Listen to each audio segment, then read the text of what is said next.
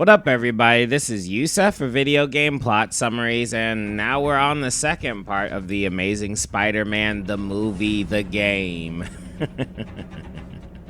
If you missed the first video or the review, those are both going to be up here. Yeah, here's the links. Yeah. Do with it what you will.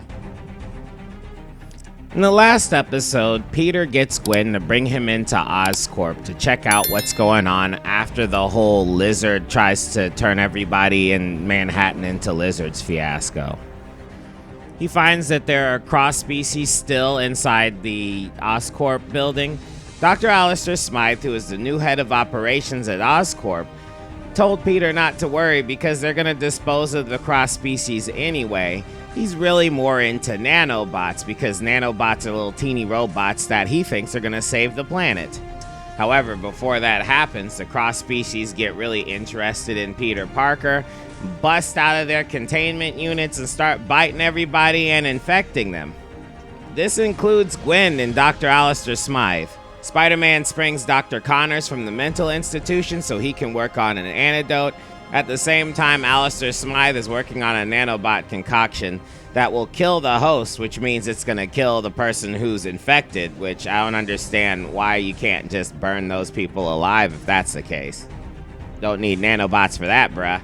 Of course, Spider-Man is against nanobots killing infected people. He wants to turn them back to normal human beings. So now they're in a race to make sure that Dr. Connors gets the antidote done before Alistair Smythe gets his cocktail finished.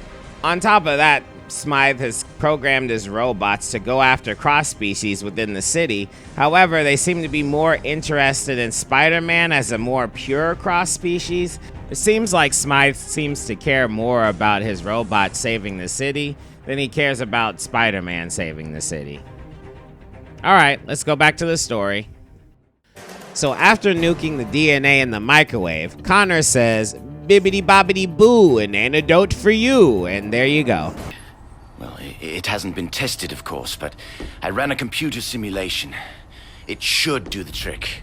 That's okay. We don't have time for testing. I trust you. Thank you, Peter. I love how Spidey is like, computer simulation? Sounds official enough. Spider-Man goes back to Oscorp, which still has the Scorpion cross-species hanging around. He gets to quarantine with the antidote, but before Gwen can take it... Wish this could have been a lot easier. But we did it. I knew you would. Spider-Man, the prodigal son returns.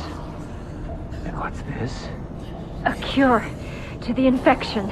A cure? With all due respect, you ever hear the expression ladies first? This serum should be used on... So Connors starts this whole nightmare, then redeems himself with his half-baked concoction. Amazing. You would think he was trying to steal Oscorp out from under me. Dr. Smythe. Could never let you be his guinea pig, Gwen. Oh, beautiful Gwen. Who knows what this serum will do? If anyone should risk it, it should be me. No! If it works, we'll study it and design it at Oscorp. Not some insane asylum, or sewer, or spiderweb. So, without further delay...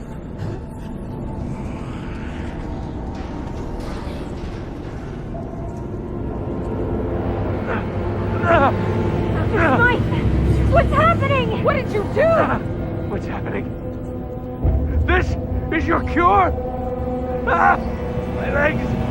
My legs! I knew I couldn't trust you and Connors. You did this on purpose. To poison me. To poison all of us. So his beast could rule the city. I won't let it happen. You'll pay for this, Spider-Man. You trusted the lizard? What have you done? This wasn't supposed to happen. Gwen! I'm sorry! I mean, to be fair, there is no way Smythe can breakdance now. I would consider that a successful antidote. Well, anyway, Spidey is in trouble because Smythe is losing his mind. He's lost it. Peter, can you hear me? Just barely. Gwen, are you okay?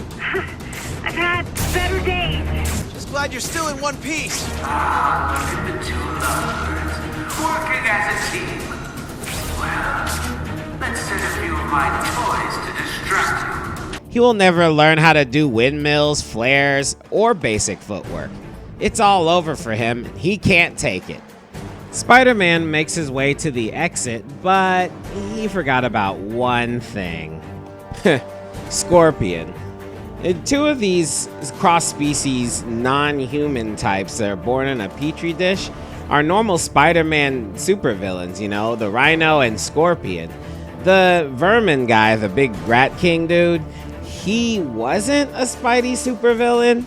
So anyway, I think it was very weird to use these guys in the video game and, you know, kind of X them out for the movie. Because it'd be a little weird if Matt Gargan showed up with the Scorpion outfit when there was already this Scorpion guy in this video game, which is canon to the movie.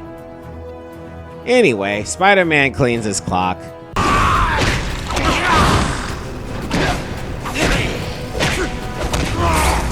Knock, knock.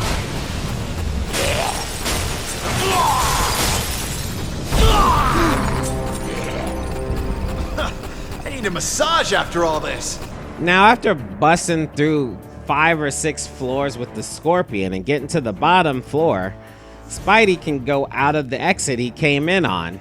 However, Alistair Smythe stayed true to his word and found some bigger toys for Spider-Man to play with.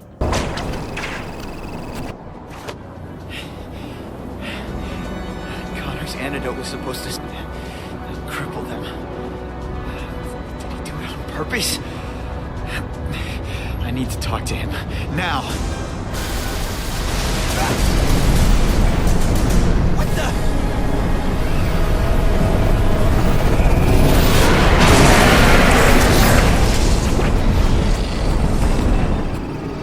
Okay, buddy. You're trying to scare me. It's working.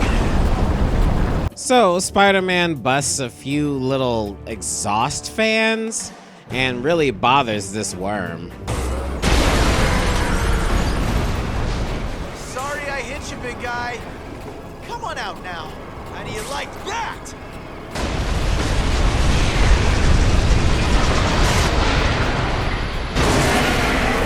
Whew, that was close.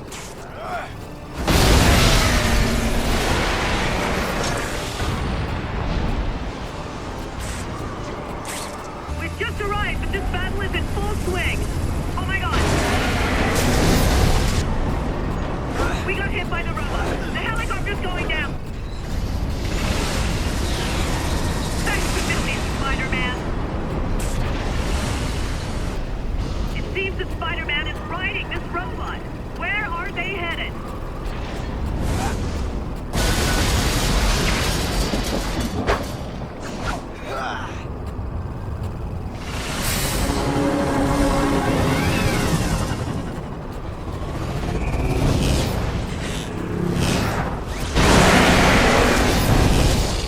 You know, I really like these robots, man. I think they're pretty inventive. They kind of remind me of this movie called 9, where there was 9 little robotic guys with a soul, and they all had to try and escape this dystopian area where there were just like robotic animals trying to kill them all the time. Kind of reminds me of this thing. Anyway, Spider-Man kicks the worm in the mouth so many times.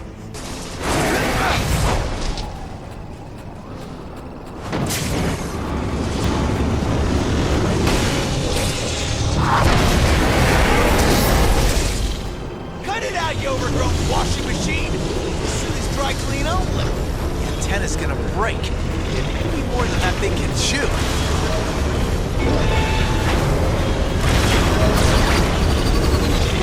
Hey, you!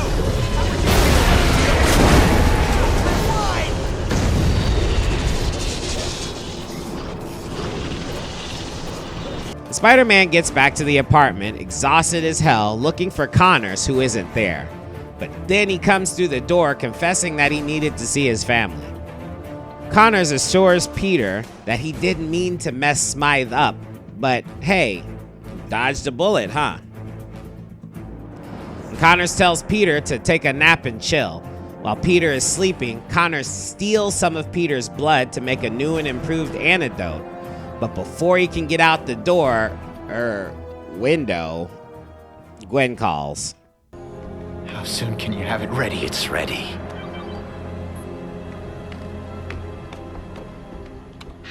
Peter, you've got to help me. Where are you?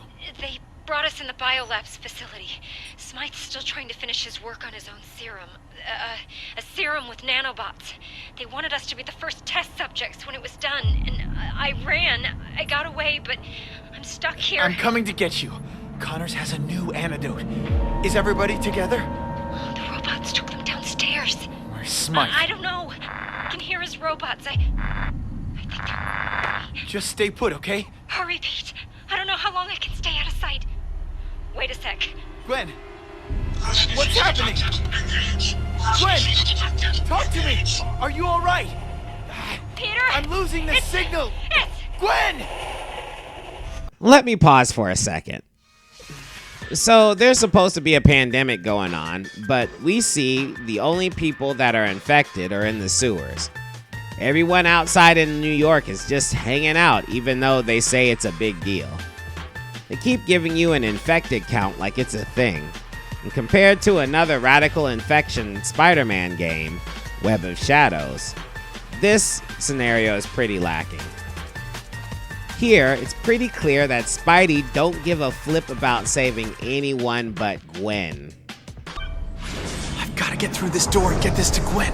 I hope she's alright. Okay over there. Contamination level 75%. Time's running out. Hey folks, Spider-Man here. I have an antidote to the infection. You're gonna be alright. Just hold on a little while longer. Thank God. You don't know what we've gone through. Gwen, where are you? Everything's gonna be fine, but I need to find Gwen Stacy. Where is she? She ran away, but we don't know where. Okay. They are so concerned about setting up this relationship with Gwen, Spidey is just like, wah, wah, Gwen. The other scientists are about to be tested with the nanobot cocktail. Forget those losers. Gwen, get out of there. With great power comes great simping, I guess. Especially when you saved a reporter that's all up on your schlong now. It's not too late to honor that promise you made to Captain Stacy. Just saying. Also, in the chapters outside of the plot, Spidey finds and neutralizes all the cross species himself, including the Rhino again. I think that they should have given him some antidote webbing though. So the people that were infected would be cured. Otherwise, they would have to lead expeditions into the sewers to make sure no one else is infected. I don't think New York is aggressive enough with this pandemic. Also, the game ties your upgrades to comic book collecting in the city sections. As far as I can tell, comics are randomly placed for you to find. So I spent a while getting collectibles at the start of the game, and my Spidey was fully upgraded before I went to the third mission. Okay, back to the plot. So again, Spidey goes back to Oscorp, and finds the infected scientists, and tries to take out the Mousers.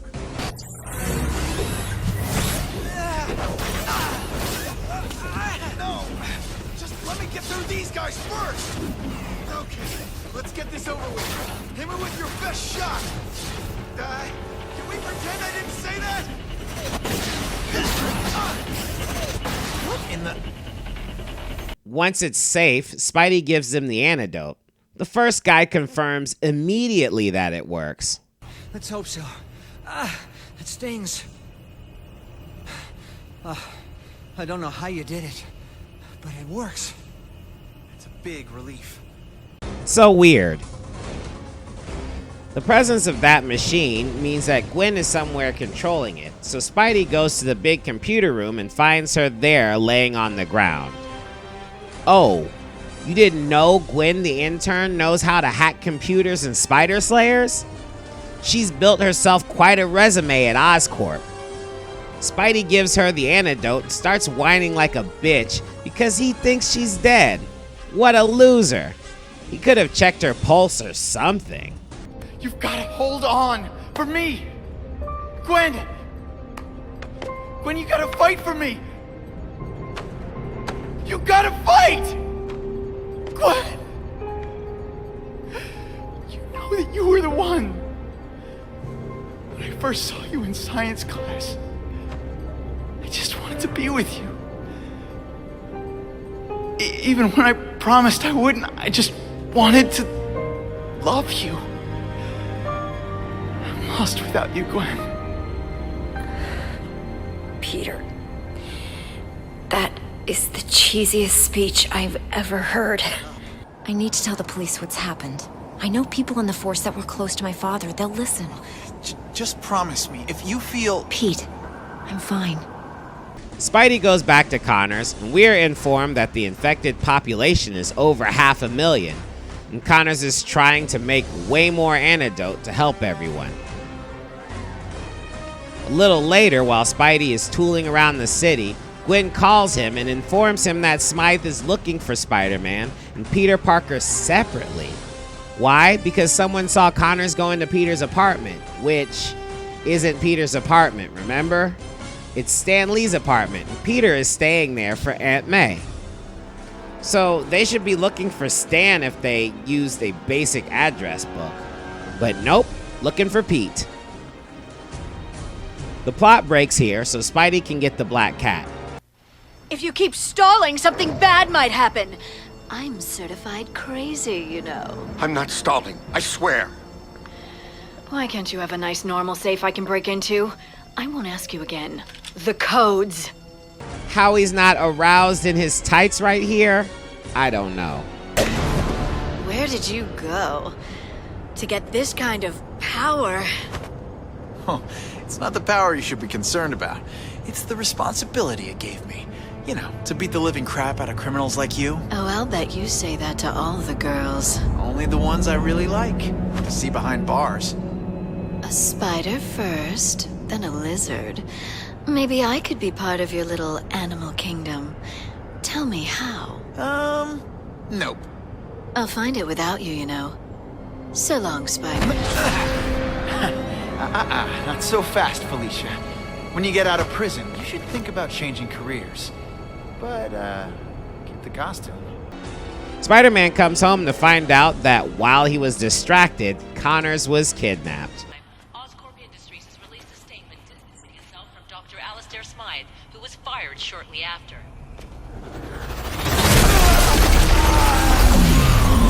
Peter Parker, I introduce you to my Spider Slayer. Great! Just don't mess up the furniture! You're kidding me! These things are there! He introduced us to the Spider Slayer, but we fought these a bunch of times already.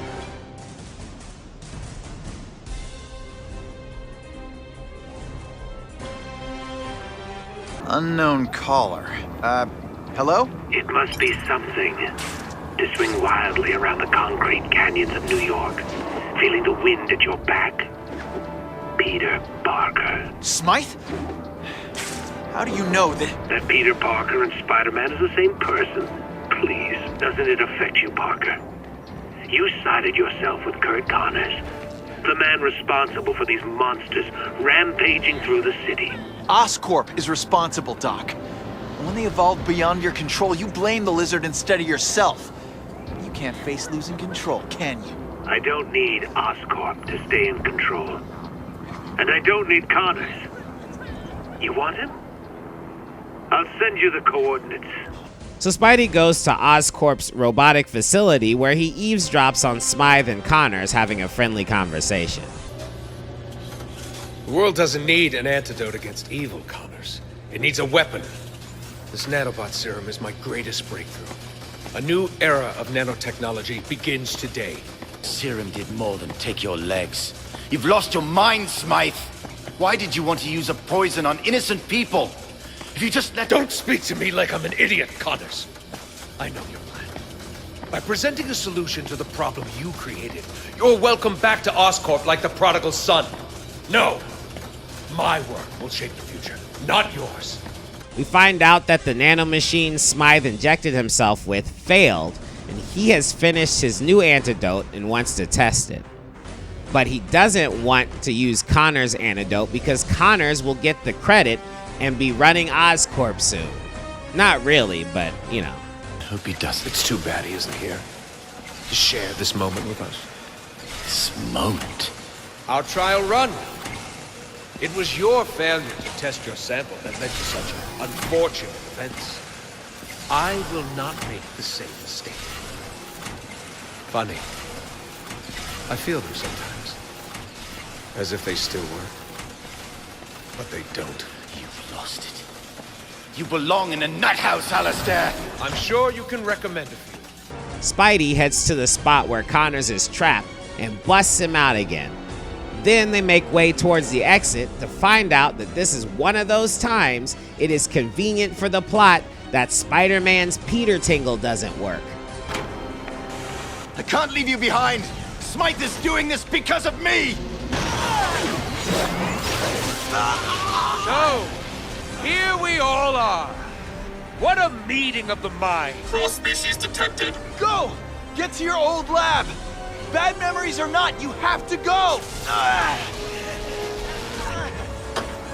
You mind if I borrow these, Spider-Man? Connors is right. You shouldn't have come. Let me pause here.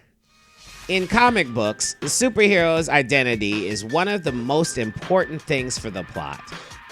There is a few things that almost guarantee that you'll be dead soon.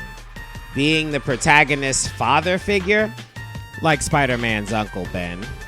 Being a friend that the protagonist really likes that came out of nowhere.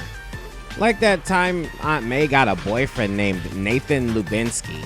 He was sticking around for like 5 comic books, and then all of a sudden when Spider-Man was fighting the Sinister Six, they tried to bait you like someone dies in this issue.